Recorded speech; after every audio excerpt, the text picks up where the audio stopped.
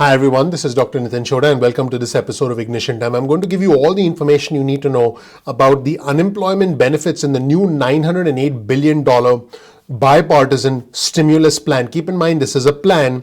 This is not yet a piece of legislation because this has to be drawn up as a formal piece of legislation. It has to pass the House, it has to pass the Senate, which can happen in a few days, and then it has to be signed by the president, and that's when it becomes law.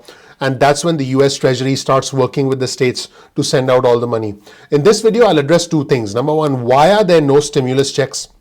Number two, what are the exact details of the unemployment benefits? Is PUA included? Is PEUC included? Is it going to be retroactive? I'll answer all those questions. Let's just jump right into it. Why are there no stimulus checks? The Republicans wanted to keep the cost of the plan under $1 trillion.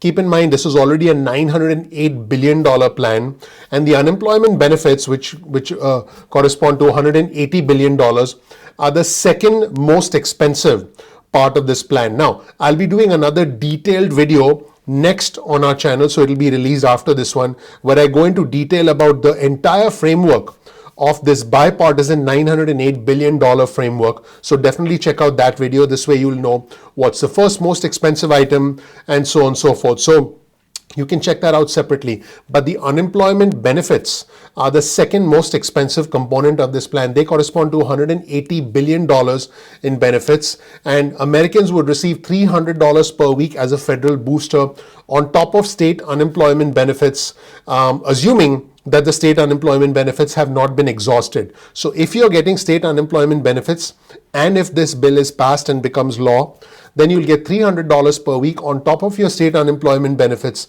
Now keep in mind, this is obviously not as much as the $600 per week, which expired at the end of July, but this is projected to go from December 1st all the way through to the end of March. So it'll last 4 months. Now, there is some pressure from Democratic senators to try and make this retroactive. In other words, go back retroactive to October and November, but at minimum, this is going to be from the 1st of December.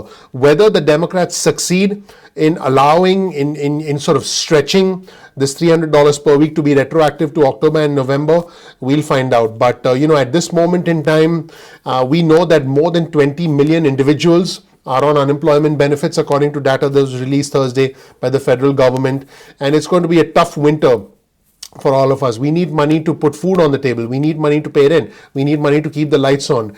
And the Senate Majority Leader Mitch McConnell, as recently as September, had released legislation calling for the United States to provide $300 a week in jobless benefits. Earlier this week, however, the McConnell proposal had zero in additional benefits. So the bipartisan framework is actually, better than that. So one significant issue is, will the unemployment benefits be retroactive to cover months prior to December? And at this point in time, we are waiting to see if that does indeed happen. What we do know is that the unemployment benefit in the bipartisan plan would cover from at least December 1st through March for 4 months. So lawmakers have not decided yet whether it will be more retroactive. It should be. And some Democrats have pushed for this, but they have indeed faced resistance. Now, this plan, the entire bill, is scheduled to be released in the coming days. It is expected to include an extension in the PUA program as well as the PEUC program for 13 weeks.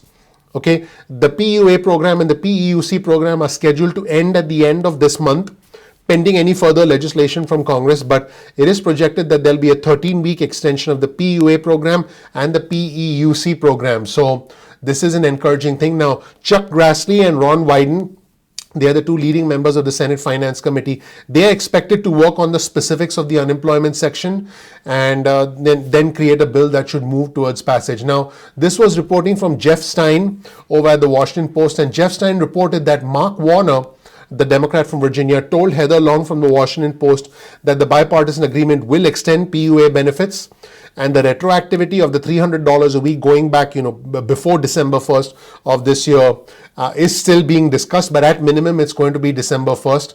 But there is a lot of confidence that we will see a 13-week extension of the PUA program and the PEUC program. And one final note, Jeff Stein pointed out that one way to think about the unemployment benefits is that it's like giving an unemployed individual 3 to 4 stimulus checks. Now, how do you work that out? If you get $300 per week extra for 4 weeks, you get $1,200. And if that happens for 4 months, you get 4 stimulus checks. The thing though is, if you give an unemployed person who's receiving unemployment benefits 4 stimulus checks, what about those who A, never qualified for unemployment to begin with, or B, who are working part-time, who are working limited hours, who don't qualify for unemployment because they went back to work? They still need the money because, they don't have the full extent of their prior income prior to the pandemic. Unfortunately, these individuals are left out in the $908 billion plan because they wanted to keep the cost of the bill under $1 trillion. That's where things stand, everybody.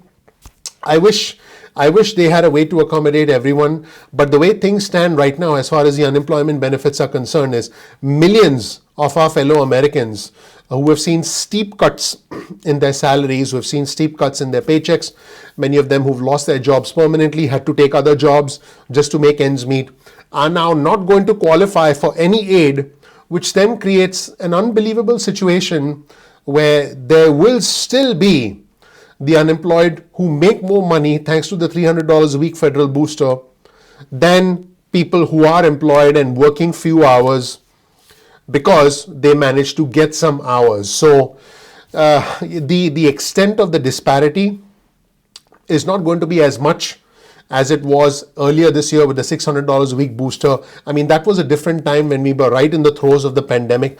But many would argue that this period that we are heading into now, this winter, where we are expected to see a surge upon a surge, where we are expected to see more cases, where this is surging all over the country, where a lot of us don't even know if we'll get our jobs back, could for some of us be potentially worse than what we faced earlier this year. Is this bill perfect? No. Is it trying to address all the problems? No. Is it better than nothing? Yes. Will it pass? Maybe. Because it's clear that the Senate Majority Leader did speak. The Senate Majority Leader did speak with House Speaker Nancy Pelosi today. And he actually, and this was reported by Trish Turner, and Trish is an ABC News supervising congressional reporter. She reported that Senate Majority Leader Mitch McConnell spoke with Speaker Pelosi. This was their first conversation since the election. I want our viewers and subscribers to understand this was the first time the top Republican, Senate Majority Leader Mitch McConnell, and the top Democrat, House Speaker Nancy Pelosi, did indeed speak. And the Senate Majority Leader said, I quote, well, we had a good conversation. I think we're both interested in getting an outcome, both on the Omnibus and on a coronavirus package. That is what the Senate Majority Leader said. He did not comment on the bipartisan COVID package, but we do have reporting that the president will back a $900 billion bill because two people said this. One, Tom Reed from the Problem Solvers Caucus. And keep in mind, Tom Reed is a Republican from New York, and he's co-chair along with Josh Gottheimer, who's a Democrat from New Jersey. So Tom Reed said that he did receive word from the president that it's likely that the president, not it's likely, that the president will indeed support the $908 billion package. And Lindsey Graham said that he spoke with the president and the president would support the $908 billion package if it was fleshed out. Let's look at the big picture. If this passes the House and the Senate, what's the president going to do? Not sign it? The question now becomes, is the Senate Majority Leader going to support this? And I would say that it would be quite unusual for him not to support this, considering the overall public pressure that is now mounting, considering the number of Republicans and Democrats, who I'm sure Senate Majority Leader Mitch McConnell does not pay attention to, but the growing number of Republicans who are now supporting this $908 billion package is now, I think, going to put pressure for there to be some sort of movement, because he pretty much said that there needs to be some stimulus along with the government funding. He said that because he spoke with Speaker Pelosi, and Speaker Pelosi has come down from 3.4 trillion HEROES Act in May down to 2.2 trillion updated version of the HEROES Act, now to $900 billion. So I would say that I think the Senate Majority Leader needs to decide, do I stay where I am, which is the 500 billion, or do I finally come to the 900 billion, get it out of the way? And for Joe Biden, for President-elect Joe Biden and the Democrats, they might be like, hey, let's take this now. Let's win the 2 Senate runoff races in Georgia, and let's do something bigger and bolder again next year. That could be the end game for the Democrats. But we live in the here and now. We don't live in a world of political games like these politicians do. We live in a world where we have to pay rent, where we have to put food on the table, where we have to keep the lights on. This is not perfect. It is not perfect. Unfortunately, life is not perfect, but this is better than nothing, and this is all we have right now. That's where things stand, everybody. My name is Dr. Nitin Chhoda with Ignition Time. If you learned something new, all I ask is please click the like button, please subscribe, please enable notifications, please share this video with friends and family. That would mean a lot to me. I really appreciate you watching. I'm looking forward to seeing you in the next episode of Ignition Time. Take care. Bye.